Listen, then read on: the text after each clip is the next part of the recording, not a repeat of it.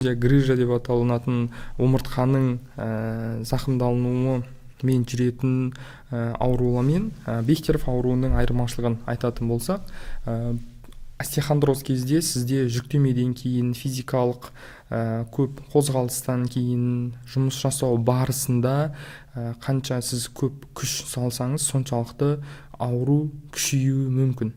Бұл остеохондроз немесе грыжаның басталынатын алғашқы белгілері болуы мүмкін. Бехтеров ауруы кезінде сізде таңертең ұйқыдан тұрасыз, беліңіз немесе өзге де тізеңіз, бір иығыңыз немесе басқа да буындарыңыз ұйып ауырып тұрған секілді болады. Қолдарыңызды толық ашып жұма алмайсыз, өзіңіз қалаған қимылдарды еркін жасай алмайсыз. Ұйқыдан тұрасыз, бірден сол кезде сізде ауырсыну сезімімен тұрасыз.